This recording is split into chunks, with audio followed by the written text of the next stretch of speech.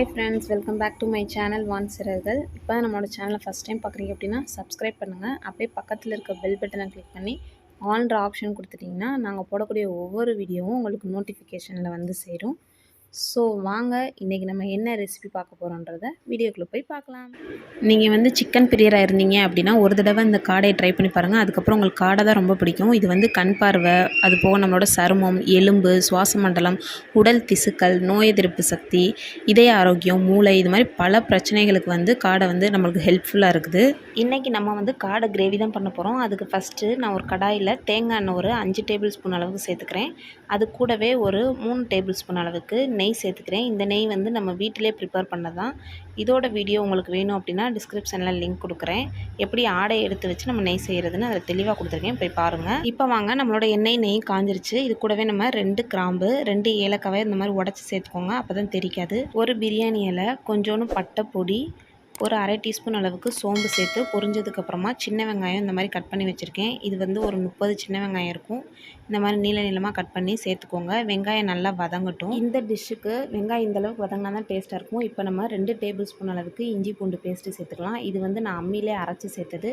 இந்த மாதிரி ஃப்ரெஷ்ஷாக சேர்க்கும் போது நம்மளுக்கு மனமும் சுவையும் கூட கிடைக்கும். ஸோ கண்டிப்பாக நீங்களும் இந்த மாதிரி ட்ரை பண்ணி பாருங்கள். ஸோ இதோட பச்சை வாசனை போகிற அளவுக்கு வதங்கினதுக்கப்புறம் ஒரு 2 மீடியம் சைஸ் தக்காளியை கட் பண்ணி சேர்த்துருக்கேன். இந்த தக்காளி நல்லா வேகமாக வதங்குறதுக்காக கொஞ்சமாக உப்பு சேர்த்து வதக்கி விட்டுக்கலாம். இப்போ இந்தளவு தக்காளி நல்லா மசிய வெந்ததுக்கப்புறமா மசாலா பொருளான 2 டேபிள் ஸ்பூன் அளவுக்கு குழம்பு மிளகாய்த்தூள், அதுக்கடுத்து 1 டேபிள் ஸ்பூன் தனி மிளகாய்த்தூள், அடுத்து 2 டேபிள் ஸ்பூன் அளவுக்கு மல்லித்தூள், 1/2 டீஸ்பூன் கரம் மசாலா, 1/2 டீஸ்பூன் மஞ்சள் தூள், இது எல்லாத்தையும் நம்ம சேர்த்து நல்லா வதக்கி விட்டுக்கலாம். மசாலாவோட பச்சை வாசனை கண்டிப்பாக போகணும். அந்தளவுக்கு வதங்கினதுக்கப்புறமா இந்த மாதிரி கெட்டி தயிராக எடுத்து 2 கரண்டி அளவுக்கு இந்த மசாலாவோட சேர்த்து விட்டுக்கலாம்.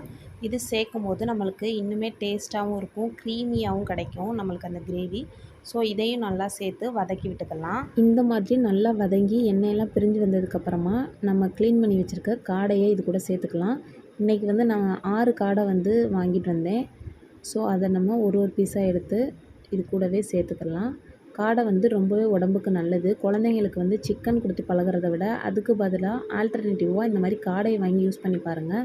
குழந்தைங்களுக்கும் ரொம்பவே பிடிக்கும். என் பசங்க இப்போ சிக்கன்லேருந்து காடைக்கு ஃபுல்லாக மாறிட்டாங்க. டேஸ்ட்டும் ரொம்ப சூப்பராக இருக்கும். நம்மளுக்கு செய்கிற டைமும் வந்து பார்த்திங்கன்னா ரொம்பவே கம்மி. இப்போ இது கூடவே நம்ம வந்து ஒரு 6 பாதாம், 6 முந்திரியை வந்து நான் அம்மியில் அரைச்சி சேர்த்தேன். இந்த மாதிரி சேர்க்கும்போது நம்மளுக்கு தேங்காய் சேர்க்க மாட்டோம். ஸோ இது சேர்க்கும்போது ஒரு ரிச்சான டேஸ்ட் நம்மளுக்கு கிடைக்கும். இது கூடவே இப்போ நம்மளுக்கு தேவையான அளவு உப்பு சேர்த்து நல்லா கலந்து விட்டுக்கலாம். உங்களுக்கு வந்து ரொம்ப திக்காக கிரேவியாக வேணும் அப்படின்னு நினச்சிங்கன்னா தண்ணி கம்மியாக சேர்த்துக்கோங்க. இல்லை எனக்கு கொஞ்சம் கிரேவி போட்டு சாப்பிடக்கு ரொம்ப பிடிக்கும் அப்படின்னா இந்த மாதிரி இன்னும் 1 கப்பு அளவுக்கு தண்ணி சேர்த்துக்கோங்க. நான் வந்து 1 கப்பு சேர்த்துக்கிறேன். நான் முதலே சொன்ன மாதிரி காடை வந்து ரொம்ப நேரம் வேகக்கூடாது. இது மாதிரி மூடி போட்டு மூடிட்டு ஒரு 5 நிமிஷம் மட்டும் வேக விடுங்க. இதுக்கு மேலே ரொம்ப வேக விட்டீங்க அப்படின்னா காடை வந்து ஹார்டாக மாறிடும். இப்போ பாருங்கள், நம்மளுக்கு காடை சூப்பராக வெந்து செம்மையாக கிடச்சிருக்கு. வாசனையும் சூப்பராக இருக்குது. கண்டிப்பாக இது நீங்கள் ஒரு தடவை ட்ரை பண்ணி பார்த்தீங்க அப்படின்னா அடுத்து சிக்கன் வாங்க மாட்டீங்க. இந்த டைமில் 1 டீஸ்பூன் அளவுக்கு மிளகுத்தூளும் 1/4 டீஸ்பூன் சீரகத்தூளும் சேர்த்து நல்லா கலந்து விட்டுக்கிறலாம். நல்லா கலந்து விட்டதுக்கப்புறமா இந்த மாதிரி 2 கொத்து ஃப்ரெஷ்ஷான கருவேப்பிலையை இது கூடவே சேர்த்துக்கிறலாம். சேர்த்துட்டு நல்லா மிக்ஸ் பண்ணி விட்டுட்டு இது கூடவே உள்ளங்கை அளவுக்கு கஸ்தூரி மேத்தி தான் நான் சேர்த்துக்கிறேன். இதை லாஸ்ட்டாக நம்ம சேர்க்கும் போது இதோட டேஸ்ட்டு இன்னுமே நம்மளுக்கு தூக்கி கொடுக்கும். ஸோ இதையும் நம்ம கையால் க்ரஷ் பண்ணி சேர்த்துட்டு நல்லா மிக்ஸ் பண்ணி விட்டுட்டு அடுப்பை ஆஃப் பண்ணிவிட்டு மூடி போட்டு மூடி ஒரு 5 நிமிஷம் அப்படியே வச்சுட்டு சுட சுட எடுத்து பரிமாறிக்கலாம். இந்த வீடியோ உங்களுக்கு பிடிச்சிருந்தா சின்னதாக ஒரு லைக் பண்ணுங்கள். உங்களோட ஃப்ரெண்ட்ஸ் அண்ட் ஃபேமிலிக்கு ஷேர் பண்ணுங்கள். நெக்ஸ்ட் ஒரு சூப்பரான ரெசிபியோடு உங்கள் எல்லாரையும் மீட் பண்ணுறேன். இப்போ தான் நம்மளோட சேனலை ஃபஸ்ட் டைம் பார்க்குறீங்கன்னா சப்ஸ்கிரைப் பண்ண மறந்துடாதீங்க. தேங்க்ஸ் ஃபார் வாட்சிங்.